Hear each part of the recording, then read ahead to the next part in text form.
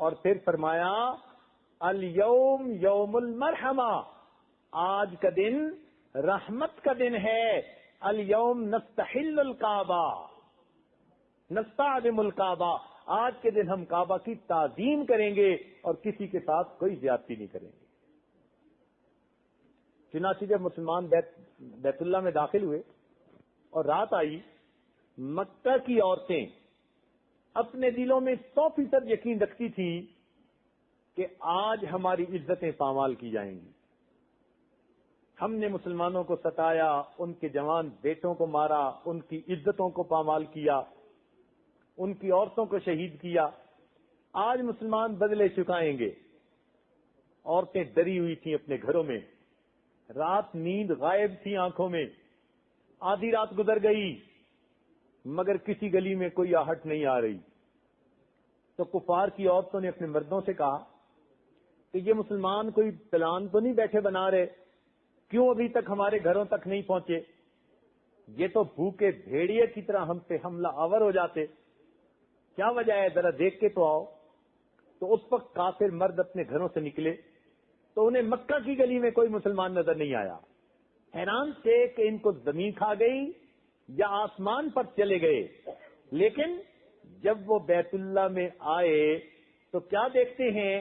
سارے کے سارے مسلمان، کوئی بیت اللہ کے طواف میں مشغول ہے، کوئی حجر اسود کو بوسے دے رہا ہے، کوئی غلاف کعبہ کو پکڑ کے دعائیں مانگ رہا ہے، اور وہاں تو دیوانوں کی دنیا ہی کچھ اور تھی۔ حیران ہوئے کہ یہ ہم سے بدلہ نہیں لیں گے۔ چنانچہ اگلا دن ہوا تو مردوں کو یہ خیال تھا کہ شاید رات کے لیے معافی دے دی گئی، دن میں بدلہ لیا جائے گا، مگر دن میں نبی علیہ الصلوۃ والسلام نے عثمان یعنی شیبانی کو بلایا۔ ان کے پاس چابی تھی بیت اللہ کی۔ نبی علیہ السلام نے فرمایا کہ چابی مجھے دو۔ چابی مل گئی۔ نبی علیہ السلام بیت اللہ میں داخل ہوئے دروازہ کھول کر، اندر جا کر نوافل ادا کیے، دعا مانگی۔ جب واپس آئے تو نبی علیہ السلام نے بیت اللہ کا دروازہ بند کیا۔ اب اس موقع پر جو قریش مکہ، مسلمانوں میں قریش مکہ سے تعلق رکھنے والے تھے، بڑے بڑے حضرات، یہ صحابہ قریب قریب تھے۔ کیوں؟ ان میں سے ہر ایک کے دل میں تمنا تھی کہ بیت اللہ کا کنجی بردار ہمیں بنا دیا جائے، یہ سعادت کنجی رکھنے والی ہمیں عطا کر دی جائے۔ چنانچہ سب اکابر صحابہ قریب ہیں اور اس انتظار میں ہیں کہ کس کے بخت جاگتے ہیں، بخت کھلتے ہیں، اور اس کے ہاتھ میں بیت اللہ کی چابی دے کر اسے بیت اللہ کا چابی بردار بنایا جاتا ہے۔ نبی علیہ السلام جب باہر نکلے، آپ نے تالا لگایا، آپ نے عثمان کو پھر بلایا اور فرمایا کہ یاد کرو اس وقت کو جب میں ہجرت کے لیے مکہ چھوڑ کے مدینہ جانا چاہتا تھا، اس وقت میرے دل کی تمنا تھی کہ میں بیت اللہ میں 2 رکعت نفل پڑھ جاؤں۔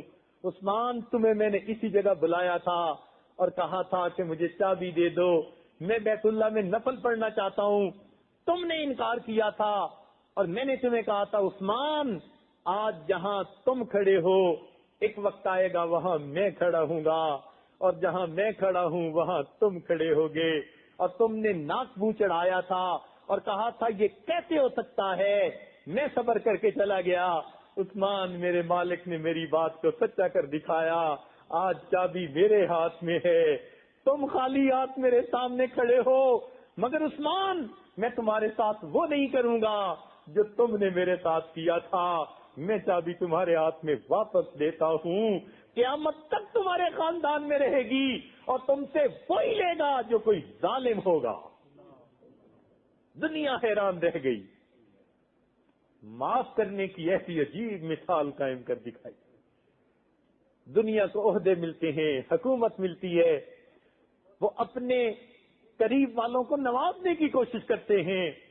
اللہ کے محبوب بھی یہ چابی کسی صحابی کو دے سکتے تھے، مگر نہیں، معافی سے نہیں کہتے، معافی اسے کہتے ہیں کہ برائی کے جواب میں اس کے ساتھ اچھائی کا سلوک کیا جائے۔ تو اللہ کے محبوب نے معاف کر دینے کی بہترین مثال کا ہے۔ چنانچہ قریش مکہ کو بلا کر پوچھا آج تم مجھ سے کیا توقع کرتے ہو؟ قریش مکہ نے کہا اخی کریم و نبی کریم، ہم کیا بات کریں، بس ہماری زبان سے آج یہی لفظ نکلتے ہیں، آپ بھائی بھی ہیں تو بڑے کریم ہیں، اور اگر نبی بھی ہیں تو بڑے کریم ہیں۔ آپ نے فرمایا اچھا، جب تم نے یہ بات مان لی میں وہی کروں گا جو کریم کرتے ہیں۔ میرے بھائی یوسف علیہ السلام نے اپنے بھائیوں کی غلطیوں کو معاف کر کے کہہ دیا تھا لا تثریب علیکم اليوم، آج میں بھی تمہیں کہہ دیتا ہوں لا تثریب علیکم اليوم اذهبوا انتم الطلقاء، جاؤ سب کو میں نے معاف کر دی۔ تاریخ انسانیت نے ایسی عظیم معافی کی مثال شاید کبھی نہیں دیکھی ہوگی۔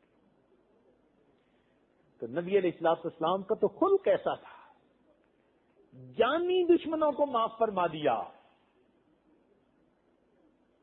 اور ہم معمولی معمولی چھوٹی چھوٹی باتوں کو معاف نہیں کر پاتے،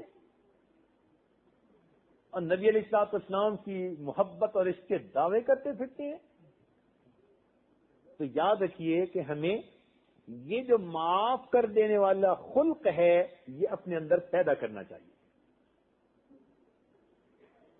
حدیث پاک میں آیا جو انسان جتنا جلدی دوسروں کی کوتاہیوں کو معاف کر دے گا اللہ تعالیٰ قیامت کے دن اس کی کوتاہیوں کو اتنا ہی جلدی معاف فرما دے گا۔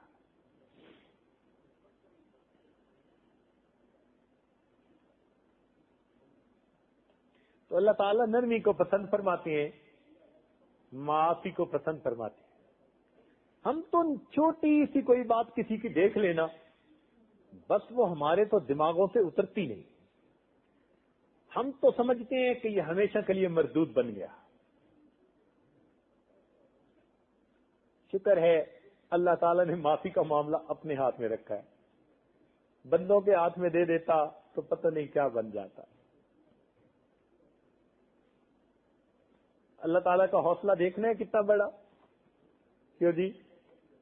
ویسے تو ایک کتاب بھی ہے کتنے بڑے ہیں حوصلے پروردگار کے، لیکن اگر آپ نے دیکھنا ہو نا قرآن پاک میں کہ اللہ تعالیٰ کا حوصلہ کتنا بڑا، تو پتہ چلتا ہے فرعون اللہ کا دشمن ہے، خدائی کا دعویٰ کرتا ہے، اپنے آپ کو خدا کہلاتا ہے، چھوٹا بھی نہیں بڑا خدا کہلاتا ہے۔ اب جس نے خدائی کا دعویٰ کیا وہ اللہ تعالیٰ کا دشمن، پھر وقت کے نبی کا پکا دشمن ہے۔ تو اتنا بڑا دشمن، مگر اس دشمن کی طرف اللہ رب العزت اپنے پیغمبر علیہ السلام کو بھیج رہے ہیں۔ تو فرماتے ہیں اذهبا الى فرعون انه طغى، تسنیہ کا صیغہ، تم دونوں جاؤ فرعون کی طرف، باغی طاغی بنا پھرتا ہے، مگر ساتھ کیا کہا فقولا له قولا لینا، تم دونوں جانا مگر اس سے جا کر تم نرم بات کرنا، لعلہ یتذکر او یخشی، ممکن ہے اس کو نصیحت ہو جائے اور وہ ڈر جائے۔ اب دیکھیے اللہ تعالی موسیٰ علیہ الصلوۃ والسلام کو بھیج رہے ہیں فرعون کے پاس، اور نرم گفتگو کا حکم فرماتے ہیں اے دوست آپ اب کسی کو نصیحت کرتے ہیں غصے کے ساتھ تو جس نے گناہ کیا وہ فرعون سے زیادہ برا نہیں ہوتا، اور آپ کا درجہ موسیٰ علیہ السلام سے زیادہ اونچا نہیں ہوتا۔ آپ کیسے غصہ کر رہے ہوتے ہیں؟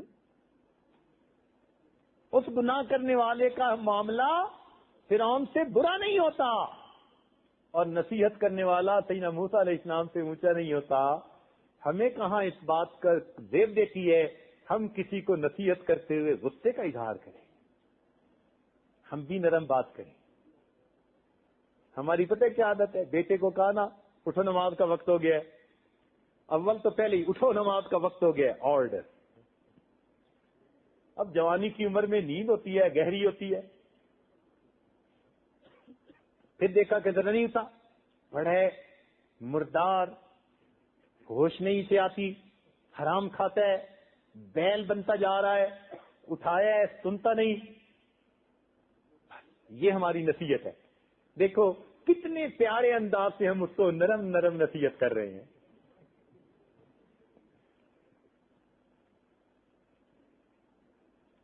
اللہ تعالیٰ حضرت موسیٰ علیہ السلام کو بھیج رہے ہیں فرعون کے پاس اور نرم گفتگو کا حکم فرماتے ہیں۔ ہم اپنے بیٹے سے بات کر رہے ہوتے ہیں اور دیکھو کیسی جلی کٹی سنا رہے ہوتے ہیں۔ تو اللہ تعالیٰ نرمی کو پسند فرماتے ہیں۔ اللہ والوں کے اندر یہ خلق موجود ہوتا ہے۔ قرآن میں کچھ اللہ والوں کا تذکرہ ہے جن کو اصحاب کہف کہا گیا، غار والے، اللہ والے تھے۔ انہم فتیۃ آمنوا بربہم وزدناہم ھدا، نوجوانوں کی جماعت تھی، اللہ تعالیٰ نے سینوں کو ہدایت سے بھر دیا تھا، اللہ کے پسندیدہ بندے۔ اب ان کا خلق قرآن مجید نے بتایا کہ جب کئی سو سال کے بعد اللہ تعالیٰ نے ان کو اپنی قدرت سے جگا دیا اور انہوں نے ایک بندے کو بھیجنا تھا کہ جاؤ کھانا لے کے آؤ، تو اس کو ایک نصیحت کی۔ جو امیر تھا ان کا کہنے لگا جاؤ ایک تو فَلْيَنْظُرْ أَيُّهَا أَزْكَىٰ طَعَامًا، یہ دیکھنا کہ کون سا کھانا پاکیزہ ہے۔ یہ اولیاء کی صفت ہوتی ہے کہ وہ کھانے میں دیکھتے ہیں حلال ہے یا حرام، پاکیزہ ہے یا نہیں۔ باجی بستامی رحمۃ اللہ ایک مرید کے پاس پہنچے، کہنے لگا حضرت میں نے دم میں آٹا گوندھ کے روٹی بنائی، فرمایا یہ مت بتاؤ، یہ بتاؤ کہ حلال طریقے سے پیسہ آیا تھا یا نہیں آیا تھا۔ تمہارے زمزم سے گوندنے سے کیا فرق پڑتا ہے؟ تو پہلی بات کیا کہی اصحاب کہف نے کہ یہ دیکھنا کہ کون سا کھانا پاکیزہ ہے، یہ اولیاء کی صفت۔ اور دوسری بات کیا فرمائی؟ وَلْيَتَلَطَّفْ، وَلْيَتَلَطَّفْ یہ وہ لفظ ہے جو پورے قرآن مجید کا سب سے زیادہ درمیانی سینٹرل لفظ ہے، اس لیے قرآن مجید میں بسا اوقات موٹا لکھا ہوتا ہے، موٹا سینٹرل آئیڈیا قرآن مجید کا کیا؟ وَلْيَتَلَطَّفْ، تم ان سے نرم گفتگو کرنا، پیار کی بات کرنا۔ تو پورے قرآن کا اگر کوئی نچوڑ پوچھے تو کیا نکلے گا؟ سینٹرل آئیڈیا کیا نکلے گا؟ تم پیار کی بات کرنا، نرم بات کرنا، محبت بھری بات کرنا۔